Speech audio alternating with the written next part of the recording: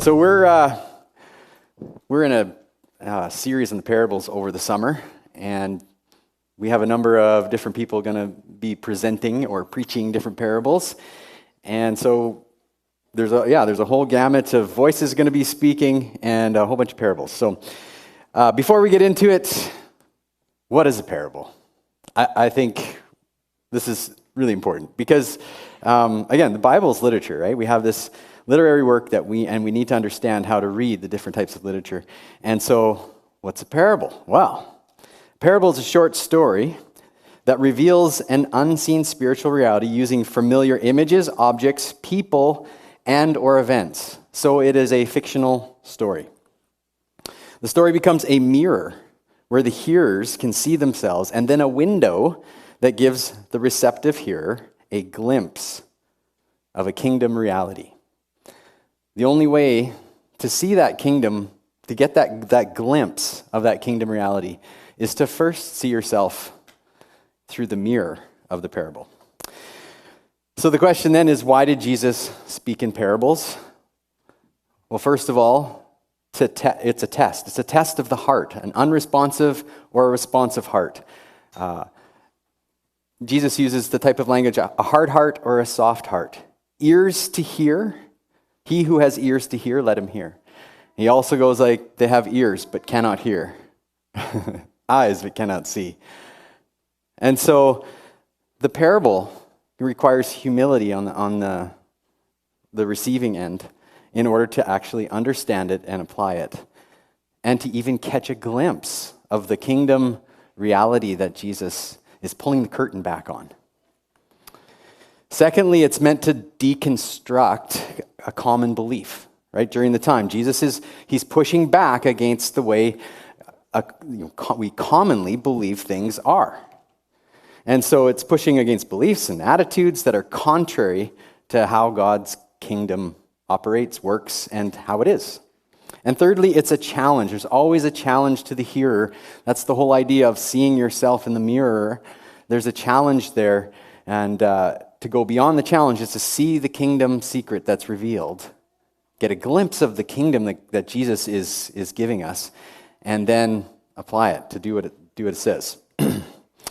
And so this today's parable, we're definitely going to get this, and you'll see actually at the end how Jesus pulling back secrets of the kingdom, this glimpse is met by the Pharisees who have hard hearts. And so the parable actually conceals the truth that's in it for the Pharisees because they sneer at the end of it.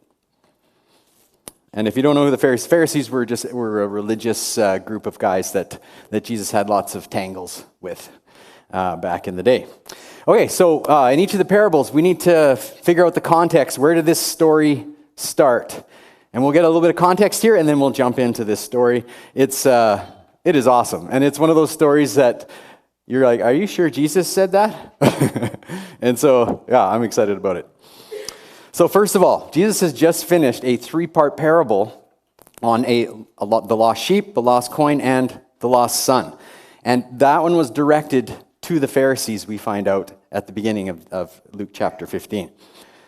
And so now Jesus very specifically, Luke makes it clear, he's now shifted his attention to his disciples, and the next parable is for his disciples. Now there's some ongoing themes throughout the parables in Luke that we need to understand and know about so that we can see them through the parables. And the three kind of main things that these parables in this discourse are talking about is, first of all, worldly wealth, which is in almost all of them. And it's not just the picture of wealth, but how to use it, how to view it, and warnings surrounding it. Hospitality is a thread through all of these, or almost all of these parables. And then caring for the poor and the outcast. So these three themes are constant throughout these parables that Jesus is telling in Luke. And so remember, Jesus has just finished telling the prodigal son parable, and it's very clear and compelling story or picture of who God is. This is amazing, right? This kingdom reveals the heart of God, and then Jesus follows up with the most confusing and surprising story about a shrewd manager. So if you're wondering what parable, I guess the title's up there, so sorry, you weren't wondering. That's just me. I thought I was like building up. It's like, nope, not shrewd enough. So yes, and so this is one of those head scratchers. You're like, Jesus said this? What in the world is Jesus saying? Now, before we get into this parable, a couple things that we need to understand one big one, is that this parable relies heavily on previous teaching. Remember, he's turning to his disciples. And so he's expecting them to recall some of the things, his teaching on wealth, for instance. We can go to the Sermon on the Mount. I think this is huge. Like, he's pulling from the Sermon on the Mount for sure. Jesus' view on where your treasure is. In fact, he even quotes one of the statements that he says in the Sermon on the Mount. You can't serve both God and money. And so he's relying heavily on this, and so there's this expectation that the disciples will know this. All right, you guys ready for the story? Yes. Enough talk. Let's get into it. Okay, so you can turn to Luke chapter 16, and let's get into the story of the shrewd, and we'll define shrewd for everybody here in a few minutes. The shrewd manager. Jesus told his disciples, there was a rich man whose manager was accused of wasting possessions. So he called him in and asked, what is this I hear about you? Give an account of your management, because you cannot be manager any longer. Now, before we go any further, there's no indication at this point that the manager actually did anything wrong. He's simply accused. In fact, Jesus never ever says that he actually did something wrong. He's accused. But from his reaction, we can assume or surmise that he's guilty. And this is how he reacts. The manager said to himself, what shall I do now? My master is taking away my job. I'm not strong enough to dig, and I'm ashamed to beg. I know what I'll do, so that when I lose my job here, people will welcome me there into their homes. Now, this is the play on hospitality here. So he called in each one of his master's debtors. He asked the first, how much do you owe my master? 900 gallons of olive oil. So this is just to kind of 900 gallons of, like, first of all, we live in Canada, but I don't know what a gallon is. Right? It's a bunch of liters. That's all I know. Right? It's like when you buy an oil jug and you're trying to determine how much to put in your car, you're like, it says gallons, I don't know. My car says liters. My brain doesn't compute those very well. For some of you older people, you're like, what's a liter? Right? It's like, what? I still operate under the old system. It's way better. Sorry. Keep going. So anyway, 900 gallons is a lot of olive oil, right? And we're talking about like massive amount. So what's the manager going to do? The manager told him, take your bill, sit down quickly, and make it 450. So he's still acting as manager. There was a term where he had time to leave. He wasn't just fired at that moment and had to leave everything. There's a time here where he's able to do some of this stuff. Then he asked the second, how much do you owe? 1,000 bushels of wheat. Seems like a lot of wheat. How much is a bushel? I don't know, it's a bunch. Lots of bushels. It's lots of wheat. 1,000 times a lot. That's a lot. He told him, take your bill and make it 800. Wow, 20% discount. The master commended. Now this is where Jesus comes in and you're like, what? The master commended the dishonest manager because he had acted shrewdly. For the people of this world, now I'm using the NIV here, but the literal word in the Greek here means age. So don't think of world as in the globe or the world as in the enemy with the flesh and the devil. He's using the world here as, all right, you understand, right? Sorry, lost my place. For the people of this world, this age, are more shrewd in dealing with their own kind than are the people of light. So he's talking about followers of Jesus. the people of God. I tell you, use worldly wealth to gain friends for yourself, so that when it's gone, you will be welcomed into eternal dwellings. Nice one, Jesus. I'm pretty sure his disciples were also confused at this point. But he keeps going. Whoever can be trusted with very little can also be trusted with much. And whoever is dishonest with very little will also be dishonest with much. If you have not been trustworthy in handling worldly wealth, who will trust you with true riches? And if you have not been trustworthy with someone else's property, who will give you property of your own? No one can serve two masters, which is an interesting statement because during the time, you actually could. In the Roman system, and we'll explain that in a little bit, the cultural aspects here, you could actually work for more than one master. And so Jesus is saying something that is going like, they're going like, what? No one can serve two masters. Either you will hate the one and love the other, or you will be devoted to one and despise the other. You cannot serve both God and money. So how are the Pharisees, who are still there, by the way, because the previous parable was for them, so they're just listening in. The Pharisees, who loved money, heard all this and were sneering at Jesus. So we see an escalation here. In chapter 15, they were grumbling. Chapter 16, they're now sneering. And so through Luke, you see the escalation of Jesus' enemies, his opponents. And they're at the sneering phase right now. So the Pharisees who loved money heard all this and were sneering at Jesus. He said to them, "You are the ones who justify yourselves in the eyes of others, but God knows your hearts. What people value highly is detestable in God's sight." All right. You guys ready to talk about the shrewd manager? You guys are probably not confused at all, right? Is it just me? You're like, oh, we understand this. What are you talking about? All right, in each parable, Jesus is confronting a problem, right? This is the whole idea of the deconstructing and the challenge. There's a problem, and Jesus is confronting it. So the problem for us is it's very obscure in this one. Usually it's much more clear. This one, there was a lot of asking Jesus and reading a whole bunch of commentaries and trying to figure this out.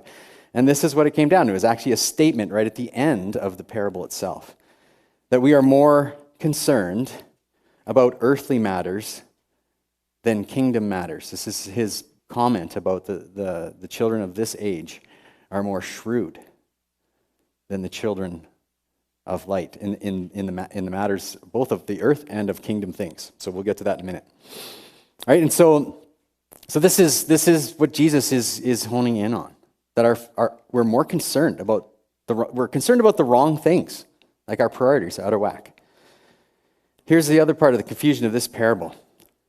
Jesus is not making a moral point, even though he's using words like dishonest and honest and trustworthy.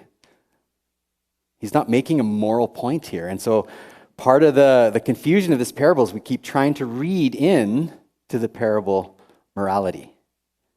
That's not what he's doing here. But rather, he's using this story to compare and contrast. So before we go on, we need to define, well, what is shrewd? It's not a word we use all that much. So here it is. Shrewd. This is from Merriam-Webster's dictionary. Marked by clever, discerning, and awareness. So we think of the shrewd manager, right? For sure. Clever, right? And we've all had that experience where somebody did something devious, but you were at least slightly impressed because you're like, wow, well, that was incredibly creative. Or, it's just like, even though you didn't like what they did, you're just kind of like, oh, good on him. Wow. Right? We've all had that experience. And then the other part of it is given to wily and artful ways or dealing. And so we see this definitely in this manager. And this definition definitely fits him.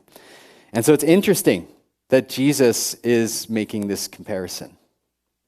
And so here's just a few things, just to kind of get us into the right frame of mind as we go through the parable. What are we talking about compare and contrast? Well, here's just a couple of things. Like the shrewd manager, believers are to use wealth with wisdom, foresight, and shrewdness. Like the shrewd manager, believers are to use opportunities wisely with shrewdness. Unlike the shrewd manager, believers are to be trustworthy and faithful in their stewardship. Unlike the shrewd manager, believers do not use wealth primarily to secure their earthly future or gain earthly status. Now here's where I just want to stop for a moment to kind of give us a little bit of cultural context.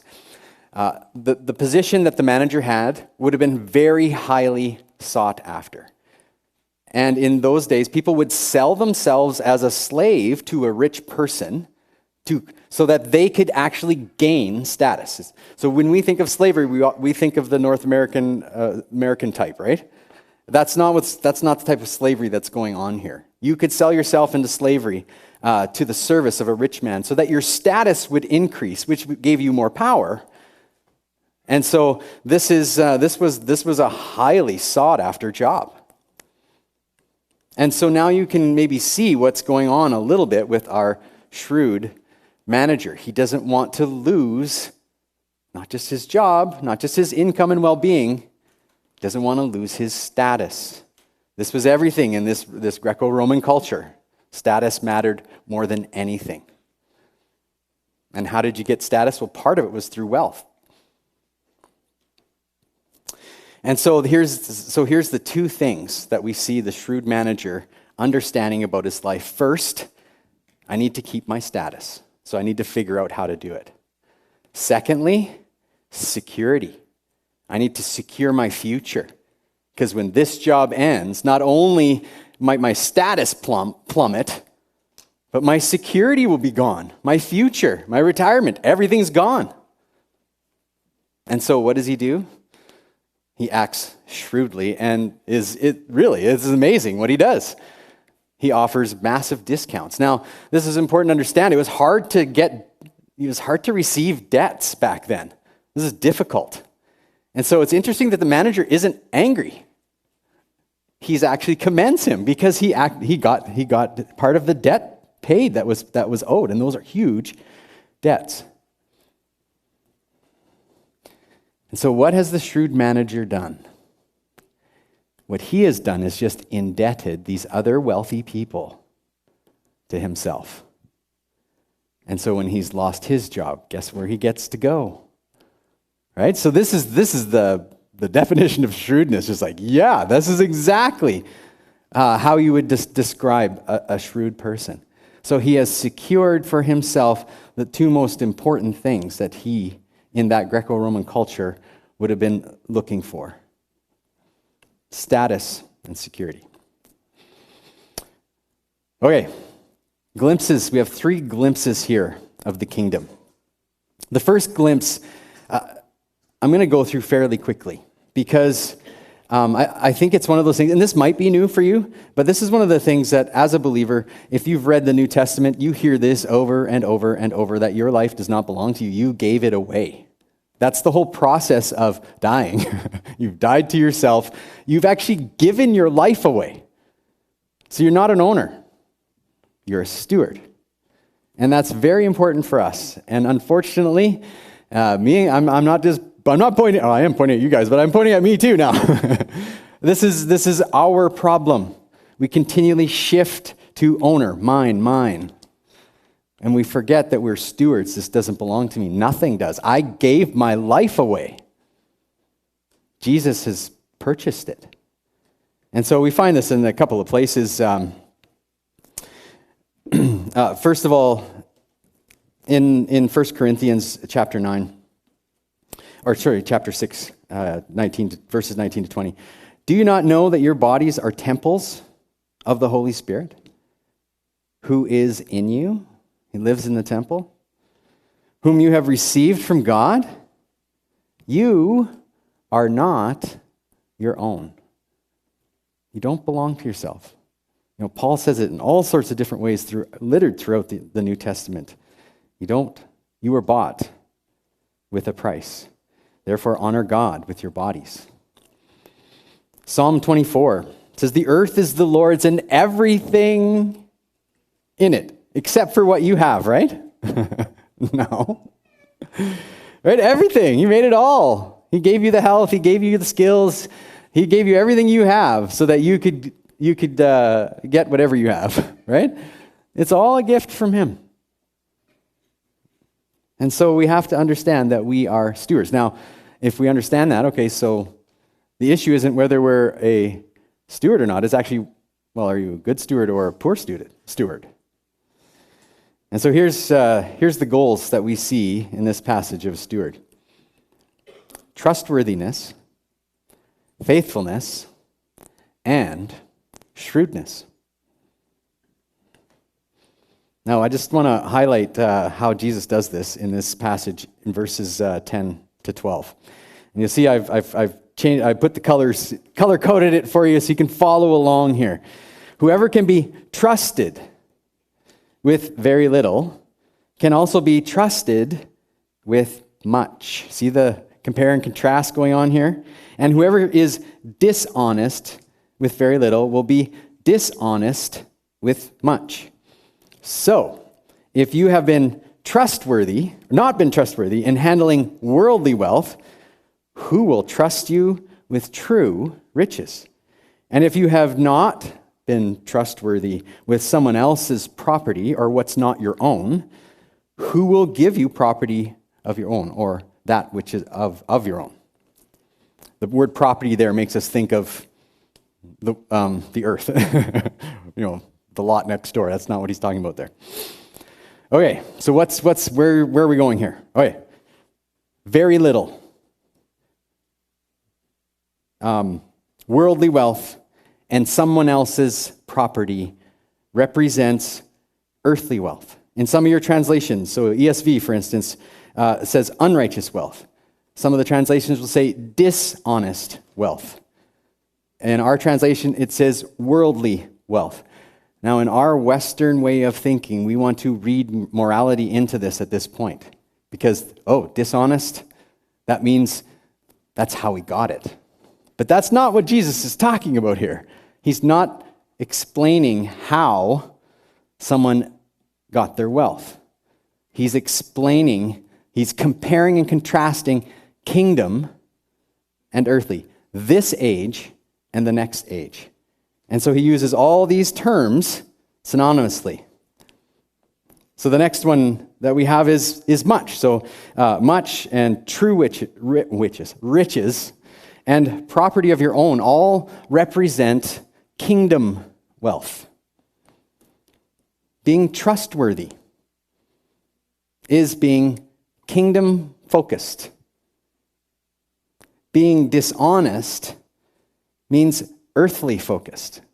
And so you can see how important it is when we read this parable not to be reading morality into it, because then it's going to reshape the parable into something it's not.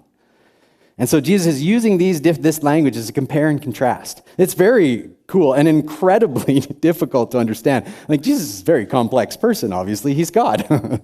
Right? And so he's just giving us this, wow, this is amazing.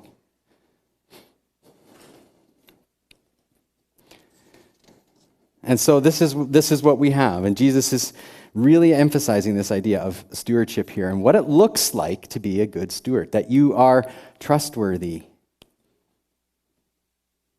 with much, meaning you are focused on kingdom things, that your primary focus is on the kingdom, not on earthly stuff. Now, if you aren't kind of offended by parables, you should be. Parables there's an offensive part of every parable that offends something in us. This one should be stirring something up in you. Because Jesus when he deconstructs the way our mind and brains think, our reaction isn't good. It's like, what? No. Or is it just me? You guys are all like, no, I just go along. He's confronting the way humans normally think and see the world. And so we need to be offended by it a little bit. Because when we look at the mirror, you're not supposed to be like, oh, look at me, I am such a good manager. That's not what you see. You're not looking in the right mirror. All right, secondly, he goes into how to use earthly wealth. Now, this is the most confusing part. Because he says, make friends. Like, what? He says, use worldly wealth to make friends. Okay, what? Now, just minutes before. Now, this could just be Luke putting these parables together, but it does give us the kind of the feeling here that, oh, this is all one discourse where he's talking to disciples, Pharisees. The lost son. Now, it's interesting. Jesus used the exact same word, squander, for the manager and the lost son. Squandered wealth, the lost son squandered his father's wealth. The manager was squandering his owner's wealth. The lost son went, and what did he do with the wealth? Spread it around, made friends. Well, what happened to the lost son? Did he get welcomed into their dwellings? No, right? And so this is again the masterfulness of Jesus going like, just in case you thought this, I'm going to counteract that idea. So Jesus is not talking about friendship the way we think of friendship. He's not saying about spreading your wealth in the same way as the shrewd manager is to gain status and security on earth. Now, he's most certainly not saying you shouldn't do that, right? So Jesus isn't saying that it's a bad thing for a Christian to do this. No, I think the comparison goes for the whole thing. The children of light are not as shrewd, and we need to be more shrewd. In fact, the kind of the pushback in me when I read this is like, oh, Jesus is telling us we need to be more like the world in this aspect. And I'm like, what? That's the shock factor for me in this parable. It's like, oh, we need to be more shrewd. And the example is from the world. So, as I wrestled with this, I came down finally to this question. What kind of friends did Jesus make? And that's where I started to go like, I was so confused by this eternal dwellings. We'll welcome them into eternal dwellings in the parable, at the end of the parable. I was like, what? This is the kingdom focus. So what type of friends did Jesus make? Jesus hung out with sinners, prostitutes, tax collectors. His closest friends were his disciples. Jesus even hung out with the religious people and went to their parties, as lame as that might have been. He went to their parties. And we see in the previous parable that the father who welcomes back his lost son is met with an angry older son. And amazingly, the father's appeal to that angry older son is, be part of it. It's the invitation of friendship, just like kingdom friendship, just like Jesus is talking about here. So Jesus, a little bit later in Luke, says, for the Son of Man, he gives us his kind of why he came. For the Son of, or what he's doing. For the Son of Man came to seek and save the lost. That's why Jesus made the friends that he made. That's why he does some of the parables. In fact, the next one is about the Lazarus and the rich man, which is another one that you're going like, what? But that's why he does these parables, and he often includes the poor and the outcast. The banquet one is very confusing. When you throw a banquet, invite these types of people. You're like, what is Jesus saying? And so here's where shrewdness needs to come in a kingdom fashion. Shrewdness in making friends is using opportunities wisely and our earthly wealth to be on Jesus' mission, not to use people or not to view them as projects, but to use the wealth and to use the opportunity to be on mission with Jesus for the gospel, to take care of the poor, like Grace was talking about a few minutes ago. That's how we make friends in the kingdom. And so, like Jesus, we can be friends with all sorts. We don't look for the people of higher status so we can gain status. It's the opposite in the kingdom. Secondly, how to use earthly wealth is to invest in God's kingdom. And this is very clear in the Sermon on the Mount. Again, he's talking to his disciples, so they've heard this quite a few times, and Luke has repeated it, or Jesus has repeated it in Luke numerous times. Sermon on the Mount, where's your treasure? Where your heart is, there's your treasure. Where your treasure is, there your heart is, right? And then seek first the kingdom. This is the core message of the kingdom, is seek first the kingdom. Are we more concerned with earthly things than kingdom things? This is where it comes in. And the how do you invest in God's kingdom? Well, very simply, generosity, serving others, using your gifts for God's glory and the building up of the body, practicing hospitality, taking care of the poor and the widow, like, etc. Right? There's this. That's how we use the kingdom. That's how we use our wealth, our earthly wealth, dishonest at wealth, for the kingdom. And finally, Jesus' statement, it's like the mic drop statement. You cannot serve God and money. So what Jesus is bringing it all down to is this is what you're trying to do. You're more concerned about the earthly things and still expect to serve God. And he's using the word serve here as worship.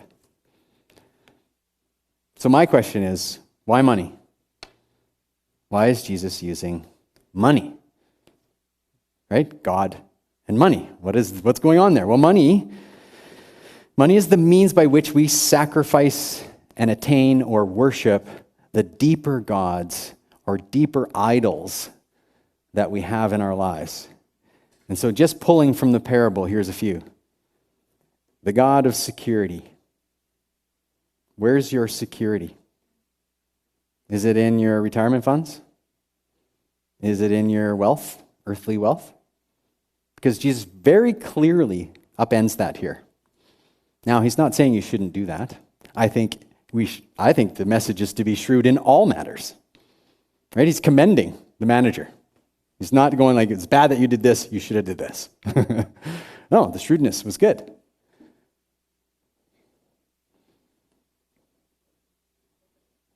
But where's your hope? Where's your security? Does it produce anxiety or anxiousness in you, your future? If this happens to me, then, what'll I do? That's because your security is not placed in Jesus. It's not a kingdom security. Secondly, status. Power. Need more. I want to be viewed like this. I need people's approval more and more and more. I want them to see me like this. Status. Is that where your focus is? You don't want to lose status if you lost your job? Like, this is a big one. Or if you got demoted? Are you worried about your status? How about comfort? Right? This manager's very worried about his comfort. Is comfort important? Is that what you sacrifice for? Just a few things to think about, right? This is a hard-hitting parable. So you can serve money, or money can serve you. But you can't do both. All right, so the mirror of the parable, what do we take home with us? It's a series of questions. Have you been acting as a steward or an owner? And I'll own up right now. I act way more like an owner than I do a steward. And this has been convicting all week. I need to be less of an owner and more of a steward. I need to pursue that. So the follow-up question is, what kind of steward have you been? Because you are a steward, remember we said, just the question is whether you have been faithful or not, and whether you've been trustworthy or not. You see, God has entrusted us all with very little. That is worldly wealth, whatever it is. And it might actually be very little. But in the view of God, the way he sees it, all worldly wealth is very little. Is your heart aching to be found faithful and trustworthy with what God has given? Is that where it's aching? Or is this just all mine? Now, I give my 10% to the church, but then 90% is mine. Or 10% to wherever. Right? It's like, I don't think so. It's all God's. Every penny. This is how generous he is. Right? He gives it all to us. And then doesn't require it back from us. He gives us the choice on how generous to be. And my prayer is that God just keep making me more and more generous. I want to become this type of person. Secondly, where's the focus of your life? This is where Jesus is honing in on. Is it kingdom focused, or are you just all about you, all about your future, all about what you're going to do, all about your work, all about your kids, all about your home, all about whatever it is in this earth? Is that where your focus is? Yes. If you're saying no, well, I don't know. Come talk to me after, because I don't think I've ever met anybody who's doing this very well. But Jesus, of course, the example is perfect. Because here's the thing. Are you shrewder in earthly matters than kingdom matters? And here's how I want us to think about this. What would you do to fulfill those deep desires that you have? Pretty much anything. I know I do. I'm really shrewd when it comes to getting what I want. How about kingdom? Can we transfer that shrewdness into kingdom, focus on the kingdom instead of ourselves and our own desires?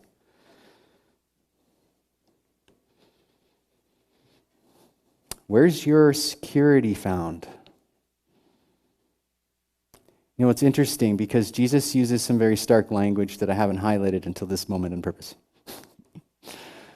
He says, when it fails. The point being in this parable, when earthly wealth fails, it will fail. It could be in this life, it could be at the end of your life. It will fail because it won't get you to where you need to be. It will not secure eternal dwellings that he talks about at the end of that parable.